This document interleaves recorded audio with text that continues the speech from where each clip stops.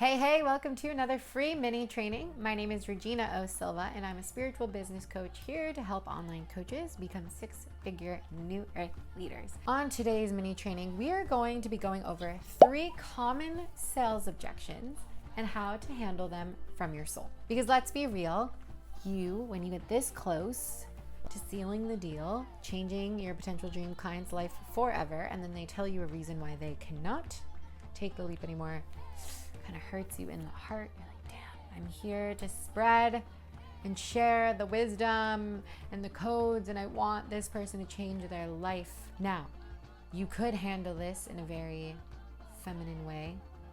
Just be like, it's okay, and let the client be on their way. Or you could handle this super masculine and be like, why don't you want to join right now, and be aggressive. We're not going to do either. Because when you handle sales objections from your soul, you're actually in perfect harmony between your feminine and masculine balance.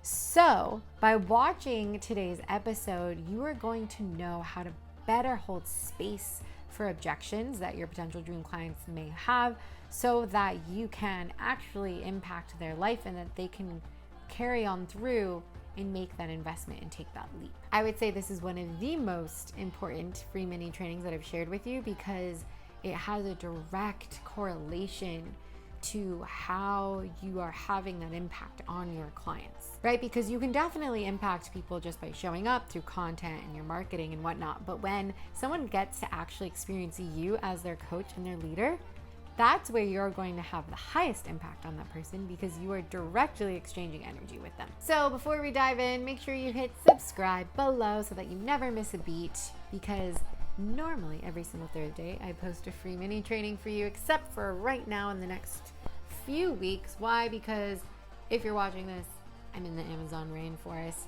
sitting with ayahuasca and learning with the indigenous people. That's why. So, you get me. It's about that balance. Anyway, let's go ahead and dive right into this training. So the 3 most common sales objections, I'm going to go through these, and I want to explain to you how I know this, well, from experience. Okay, I've been coaching now for about 2.5 years. I've had probably hundreds of sales calls at this point.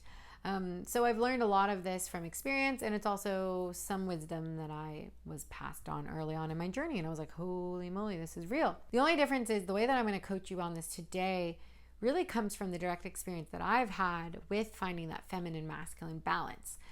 Because oftentimes you do see a lot of one or the other, right? You see those coaches who are just like, well, I'll just let it come to me. If it's in alignment, it's in alignment. And they don't even try to hold space for their client. They just kind of let them go after they have an objection. And then there's those other extreme coaches who are like, well, if you don't do this, you're gonna fail, or use like fear tactics, or really like masculine energy of like kind of putting the potential dream client on the spot.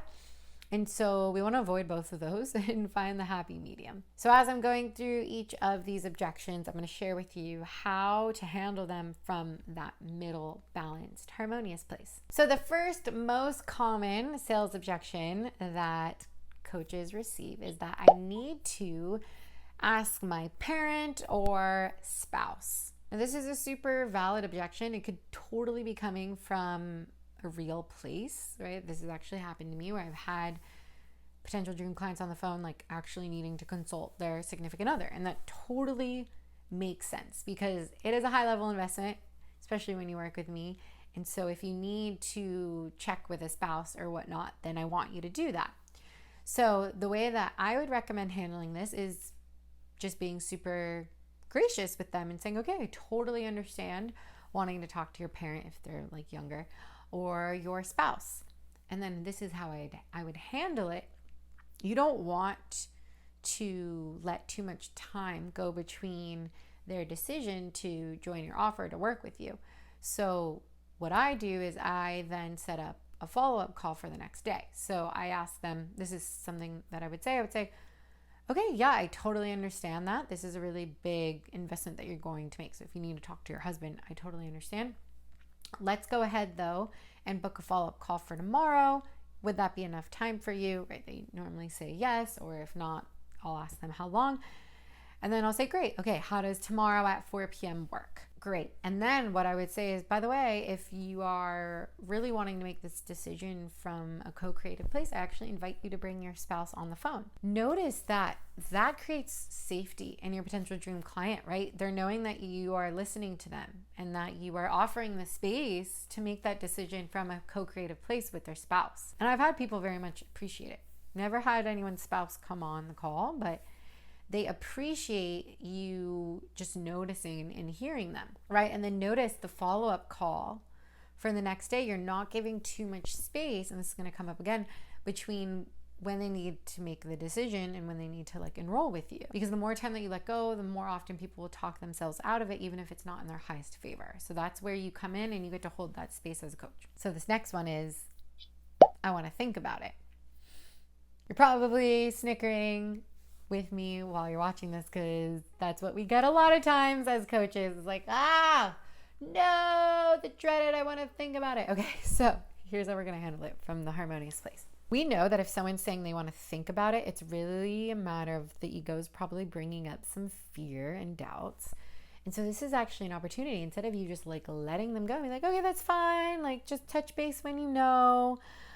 You can actually use this as an opportunity to coach them, to guide them in what's coming up for them. So how I handle this when this comes up, because it comes up a lot, right? People are making their first huge investment, most often with me. I'm a lot of people's firsts. But I tell them, I say, okay, are you open to sharing what you want to think about, what you desire to think about? And oftentimes they're like, yes, okay, well, I feel like this is coming up and this is coming up. I say, great. And they say, are you open to exploring this more? And they're normally open to it. So then what I do is I use that remaining time to really coach them through whatever's coming up. And it's different for everyone, right? Like it might be, well, I'm just feeling like really nervous about making the investment. That could come up. I'm going to tell you how to handle that in a second here. But in that moment, right, it's about you holding that space for that person. It's not about letting them go, and it's not saying, well, you need to come up with an answer now. So you hold the space for them. And then what you do is you offer a follow-up call for the next day. I really guarantee that it's within 24 hours, right? Because that person, let's be real, they already know the answer. They already know if they're going to end up investing or not. And it's not about forcing them. They're going to do what is ever in their highest favor. And you want to trust your potential dream clients to make the decision that is best for them. But this also is an opportunity as a coach and as a leader for you to keep them accountable to their decision. So that's why I don't give my potential dream clients a week to think it over. I give them a day, because that is really holding them in that space to do whatever they need to do. So I let my potential dream clients actually take a day if they need it. And then I ask them, during this time, if you feel like sharing, what are some things that you're going to connect to during this time? And they'll often tell me like, oh, I'm going to go take a walk, or I'm going to journal. That's also adding an extra accountability for them. And I will tell you, I can't tell you how many times that they have then come back, taken the leap, and they said, thank you, Regina, for holding that beautiful space for me and not forcing me to make an answer right then and there. This has changed my entire life. So that's why it is your duty to handle these objections from the soul, right? Because you're actually empowering these people to make decisions that will change their life. More on that at the end. First, let's talk about that third common sales objection and how to handle it, and that is, I'm nervous about the money or the investment. You're going to get this a lot. Why? Because the way that we have been programmed to value investments, unfortunately, as a society, have not been geared towards personal, intangible investments, right? We're, as a society, more likely to go on a shopping spree than invest that $300 in like a therapy session. Thank God with New Earth, this is changing. This paradigm is changing. But you get to hold space for people's money objections. By far the most common objection out of all of these three. So how do you handle it? Well, you hold space for them. And in particular, you want to hold space for the energy shift that is going to happen. Why? Because money is just energy. And so when you actually come down to looking at it from an energetic perspective and not like money for a coaching offer, and you actually look at like, what are you exchanging for this money? And you highlight that for your potential dream client. You're actually allowing them to envision their highest version of themselves that is going to make that more of a reality for them. That was just channeled, so let that sit. If you need to rewind do so because I don't even know what I just said. But the fact of the matter is you basically want them to explore the best outcome of them making that investment. Really show them how it's going to change their life forever, right? It's not just $3,000 that they're investing. It's all of the intangible results and magic that will happen from them being committed to doing this work. So oftentimes, right, whether it's UCB, UCM, or VIP, I don't really get that many money objections anymore because people just know. But when they do come up, I really use this as like, okay, well, are you open to exploring? What's coming up for you? Awesome. Let's look at in your business, right, the ROI. Let's look at the best case scenario. You invest, this 10,000 USD. What is all the possible positive outcomes from that?